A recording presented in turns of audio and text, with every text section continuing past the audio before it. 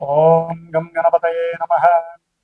శ్రీరామ రామ రామేతి రమే రామే మనోరమే సహస్రనామ తత్తుల్యం రామనామ భరానని. జై శ్రీరామ్, జై హనుమాన్. జ్ఞానసిద్ధిని వీక్షిస్తున్నటువంటి ప్రేక్షకులందరికీ కూడా మరి హనుమంతుల వారి యొక్క అనుగ్రహము కలుగ్గాక.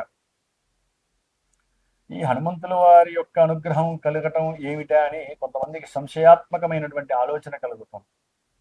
దానికి కారణం కుంభరాశి వారికి మే 10వ తేదీ వరకు పాపగ్రహాలైనటువంటి మరియు కుంభరాశికి అధిపతి మకర రాశికి అంటే 12వ స్థానాధిపతి అయినటువంటి శని కుజుడితో కలిసి 2వ స్థానములో ఉండటమే దీనికి ప్రధానమైన కారణం. హనుమంతుల వారే ఈ కుంభరాశి వారిని రక్షించాలి మే 10 వరకు.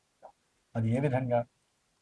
అసలు కుంభరాశిలో మనకి లెక్క ప్రకారము ధనిష్ట, శతవిష, పూర్వభద్ర నక్షత్ర జాతకులు, అట్లాగే కుంభరాశి వారికి ఈ మే 10 వరకు కూడా కుటుంబపరమైనటువంటి ఎన్నో విఘాతాలు, ఇబ్బందులు, చర్చలు ఫెయిల్ అవ్వటము, ఆర్థికంగా ధన నష్టము, చేయనటువంటి తప్పులకి కూడా కొంతమంది పోలీస్ స్టేషన్లకు వెళ్ళటం, చెరసాలలకు వెళ్ళటం, జైళ్ళకి వెళ్ళటం, లేకపోతే జైళ్ళ అధికారులతో మాట్లాడటము, దానికోసం అనవసరమైనటువంటి రేపు ఏప్రిల్ 24 తర్వాత కుజుడు బుధ నక్షత్రంలోకి మారినప్పుడు భూ సంబంధిత, గృహ సంబంధిత, వ్యాపార సంబంధిత విషయాలు కానీ, లేకపోతే తల్లి యొక్క ఆస్తి యొక్క మార్పుల విషయాలలో, అంటే కొనుగోళ్లు అమ్మకాల విషయాలలో, పూర్వార్జిత ఆస్తులు నమ్మేటటువంటి విషయాలలో ఎక్కడో అక్కడ కోర్టు కేసుల్లో ఇరకడుకోవడం, దానికి సంబంధించి బయటికి రావడం కోసం విశేషముగా ధనాన్ని వృధాగా ఖర్చు పెట్టేటటువంటి ప్రయత్నము జరగటం ఈ యొక్క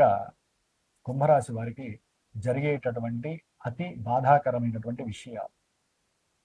ఎందుకంటే భూములు, గృహాలు, వ్యవసాయపు భూములు, వీటన్నిటికీ కారకత్వం చేసేటటువంటి వాడు కుజుడు. ఈయన శనితో కలిసి పూర్తిగా ధన నష్టాన్ని కలుగజేసేటటువంటి స్థితిలో వీరిద్దరు కలిసి ఉన్నారు.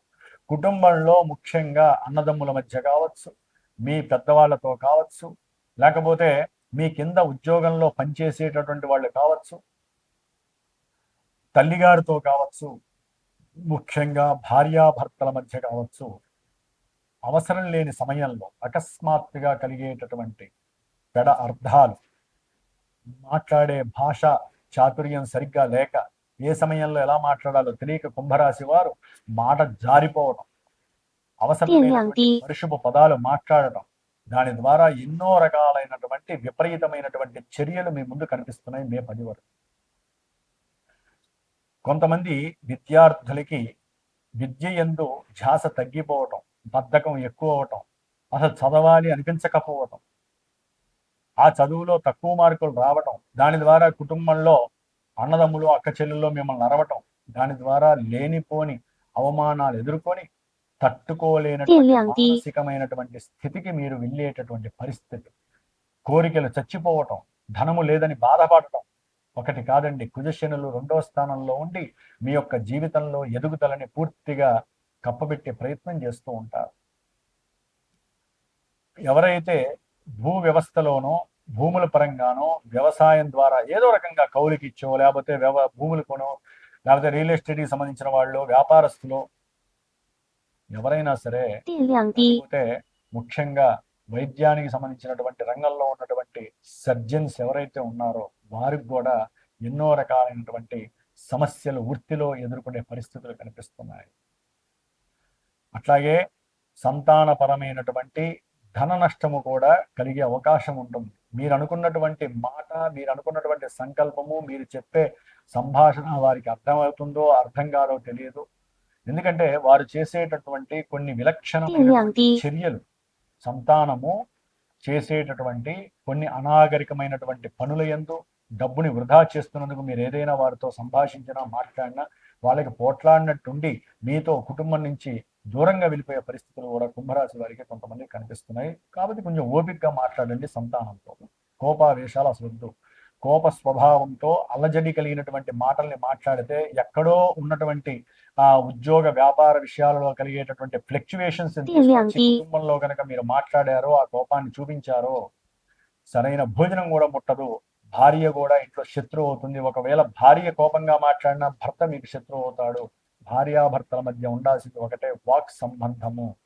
ఆ వాక్కు సరిగ్గా ఉంటేనే సంభాషణ ముందుకు వెళ్తుంది. సంభాషణ ఉంటేనే సౌఖ్యం వస్తుంది. సౌఖ్యం ద్వారా ప్రేమ చక్కటి వికసిస్తుంది. దాని ద్వారా మీ మధ్య ఉన్న గొడవలు సద్దుమణుగుతాయి. దాని ద్వారా అన్యోన్య దాంపత్యం అనేది సిద్ధిస్తుంది. చక్కటి సత్సంతాన వృద్ధి మర్చిపోకండి. ప్రతి భావానికి ఇంటర్లింక్ థీరీ ఉంటుంది. అది ఒక్క వాక్కుతోనే వస్తుంది. మనం మాట్లాడే మాట, మనం చూసే దృష్టి, ముఖ్యంగా 2వ స్థానంలో ఉన్నటువంటి కుజశనుల యొక్క ప్రభావము కొంతమంది కుంభరాశి వారికి దృష్టి లోపము, ఆల్రెడీ దృష్టి లోపం ఉన్నటువంటి వారికి సర్జరీ జరిగేటటువంటి అవకాశము, హాస్పిటల్స్ దర్శనము, దాని ద్వారా ధనము లోన్ తీసుకోనో లేకపోతే గృహం తాకట్టు పెట్టో మీరు ధనాన్ని ఖర్చు పెట్టే పరిస్థితి కలుగుతుంది.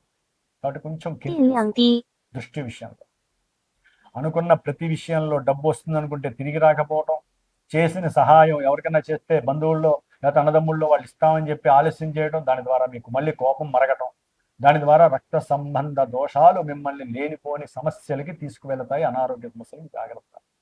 ఈ కుజశనులు అంటేనే శత్రువుల్ని వృద్ధి చేస్తారు, రోగాల్ని వృద్ధి చేస్తారు, రుణాలను వృద్ధి చేస్తారు, ఉన్న డబ్బుని కరగేస్తారు. వాటి తీసుకునే నిర్ణయాలు జాగ్రత్తగా ఉంటాయి. వృత్తి విషయాలలో మార్పులు, దాని వలన కూడా ఆర్థికంగా సన్నగిల్లటం, మీకు ఆర్థికంగా నష్టపోవటం. కాబట్టి చాలా జాగ్రత్తగా ఉండాలి. ప్రయాణాల పరంగా కూడా ఆకస్మికంగా కలిగేటటువంటి ఉద్యోగరీత్యా కావచ్చు, లేకపోతే మీరు చేసేటటువంటి వ్యాపార క్రయ విక్రయాల వల్ల కావచ్చు, ఉద్యోగరీత్యా కూడా మీకు ధన నష్టము కలగటానికి అవకాశం ఎక్కువ ఉంది. వెళ్ళిన పని కాదు, ధనం నష్టపోవటం. అట్లాగే ప్రయాణాల ప్రత్యేకించి మీరు అనుకున్నటువంటి సముపార్జన అంటే సరైనటువంటి ఆనందము, ఆహ్లాదము కలక్కపోయేటటువంటి పరిస్థితి. ప్రేమికులకి ఇది ఒక రకమైనటువంటి గండ సమస్యగా భావించాను.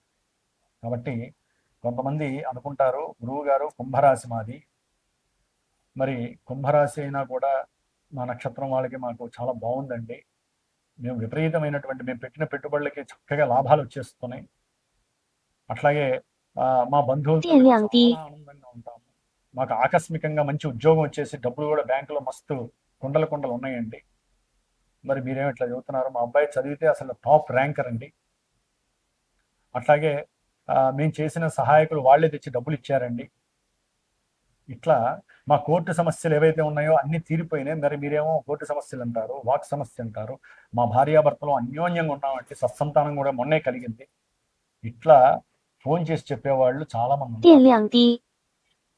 ఏమండి, ఒక విషయం గుర్తుంచుకోవాలి, తల్లి యొక్క గర్భంలోంచి ఎప్పుడైతే ఒక మానవుడు, స్త్రీ కావచ్చు పురుషుడు కావచ్చు, జన్మిస్తారో ఆ సమయంలో గ్రహాలు ఆ ఇళ్లలో కూర్చుంటాయి. అది ఈశ్వరుడిచ్చిన వరం. గ్రహాలకి మనకిచ్చిన శాపం గ్రహాలు. అవి గనక శుభస్థానాల్లో కూర్చొని చంద్రుడి యొక్క మానసిక స్థితి ద్వారా గనక దశలు అంతర్దశలు ఇప్పుడు సరైనటువంటివి గనక ఆపరేట్ అయితే, ఇప్పుడు నేను గోచారం మరి గోచారం కుంభరాశి వారు కొన్ని లక్షల మంది ఉంటారు, కోట్ల మంది ఉంటారు, అందరికీ నేను చెప్పినవన్నీ జరగాలంటే ఎందుకు జరగవు? మీ ఇంట్లో 4 సభ్యులు ఉంటారండి, భార్య భర్త పిల్లలు, మీ నలుగురికే నక్షత్రాలు వేరు, రాశులు వేరుంటాయి. సరే, 2 నక్షత్రాలు సేమ్ ఉన్నాయి, 2 నక్షత్ర పాదాలు సేమ్ ఉన్నాయి, 2 రాశులు కూడా సేమ్ ఉన్నాయి మీ ఇంట్లో. మీ ఆలోచనలు వేరుంటాయి, మీరు చేసే పనులు వేరుంటాయి, మీకు ఉన్నటువంటి భావాలు వేరుంటాయి, మీకు జరిగేటటువంటి క్రియాత్మక పనులు వేరుంటాయి, మరి మానసిక ఆలోచనలు వేరుంటాయి. ఉండేది ఒకే చోట, ఉండేది ఒకే రాశి. కాబట్టి జన్మలగ్నము, లగ్నాన్ని బట్టి దశలు అంతర్దశలు అవి ఏ భావాలకి ఆధిపత్యం వహిస్తున్నాయి, వాళ్ళు గోచారంలో ఏ విధంగా మనల్ని చూస్తున్నారు, ఏ విధంగా ఏ ఇంట్లో కూర్చున్నారు, మనకి కావాల్సిన పనులు అవుతున్నాయా, విఘాతంగా అవుతున్నాయా. కాబట్టి కొంతమందికి శుభాలు జరగచ్చు, కొంతమందికి ఎక్కువ మందికి అశుభాలు జరగచ్చు. ఇవన్నీ మనసు మీద ప్రభావితం చూపిస్తాయండి. గోచార చక్రము అనేటటువంటిది నెలలో మారుతూనే ఉంటాయి గ్రహాలు, మనసు మీద మాత్రమే ప్రభావితం. అనుకున్న పనులు జరగకపోవడం, అనుకున్న పని జరగాలి, వివాహం ఎప్పుడు జరగాలి, సంతానం ఎప్పుడు కలగాలి, ఉద్యోగం ఎప్పుడు వస్తుంది, అసలు విద్యలో ఎందుకు ఆటంకం కలిగింది, మళ్ళీ విద్యలో ఎందుకు ముందుకు వెళ్తున్నారు, ఇవన్నీ గ్రహాలు సూచిస్తాయి జన్మజాతకంలో. కాబట్టి 20 ఏళ్ళకి చదువు ఆగిపోయిన వ్యక్తి 45 ఏళ్ళకి కూడా చదువుని పూర్తి చేసి ఆ సమయంలో పూర్తి చేసే యోగం గ్రహాల వల్లనే వస్తుంది, గోచారం వల్ల రాదు. కాబట్టి గ్రహస్థితి గ్రహస్థితి చాలా గొప్పది. కాబట్టి చక్కగా సరైన గురువుల్ని ఆశ్రయించండి. ఒక పెళ్లి电量低， పెళ్లి చేసిన తర్వాత సంతానపరమైనటువంటి అనుకూలమైనటువంటి పరిస్థితులు జరిగేటప్పుడు జాగ్రత్తలు ఎలా తీసుకోవాలి, ఏ దైవతారాధన చేయాలి, ఏ దేవుణ్ణి ఎక్కువ మనసులో ఆరాధించాలి. ఒక ఉన్నత విద్యాభ్యాసం కోసం మీరు అప్పు చేసి పిల్లవాడిని పంపిస్తున్నప్పుడు సరిగ్గా ఆ సిచ్యువేషన్స్ నడుస్తున్నాయా లేదా, ప్రతి ఈవెంట్ కూడా జన్మజాతకాన్ని బేసే నడుస్తుంది. కాబట్టి మీరు ఒక గురువు ద్వారా సరైనటువంటి స్థితిగతుల్ని ఎంచుకోండి, తెలుసుకోండి. దశలు అంతర్దశలు సంవత్సరానికి 2 సార్లు తెలుసుకోండి. 电量低， చక్కగా ఆయన ఏం చెప్తారో ఆ రెమెడీస్ని తూచా తప్పకుండా పాటించడానికి ప్రయత్నం చేయండి. మన కర్మదోషాలు మనం సంపాదించిన 10 రూపాయల్లోంచి రూపాయి దాన ధర్మాదులకో పూజలకో హోమాదులకో ఖర్చు పెడుతూ ఉంటేనే కర్మదోషాలు తొలగిపోతాయి. అన్నీ దాచుకోవటమో, బంగారం చేయించుకోవటమో, బండ్లు కొంటమో, అప్పులు చేసి ఇల్లులు కొంటమో, ఇవన్నీ ఇంకా కర్మదోషాన్ని పెంచుతూ ఉంటాయి అప్పులు. అందుకనే మన ఋషులు ఊరికే చెప్పలా, పెద్దవాళ్ళు దాన ధర్మాదులు చేయాలి అనేది ఊరికే చెప్పలా. 电量低， అంటే అవి ఏ రకమైన దానాలు చేయాలి ఇవన్నీ కూడా జన్మజాతక రీత్యా మాత్రమే చేసుకోండి. ముఖ్యంగా ఈ యొక్క కుంభరాశి వారు ఏలినాటి శని ప్రభావము, 2వ ఇంట్లో ఉన్న కుజ శనుల యొక్క దుష్టగతి ప్రభావాలని కనుక కంట్రోల్ చేయాలంటే వీరిద్దరి యొక్క అధిష్టాన దేవత అయినటువంటి హనుమంతుల వారు మాత్రమే చేయగలడు. కాబట్టి ఆయనని ఆరాధించండి. హనుమాన్ చాలీసా మే 10 వరకు చదవండి. అట్లాగే కొంతమంది చదివేలేని వాళ్ళు ఉంటారు, కొంతమంది ఇబ్బందులు పడే వాళ్ళు ఉంటారు, 电 కొంతమందికి 量 సమయం 低， సరిపోదు.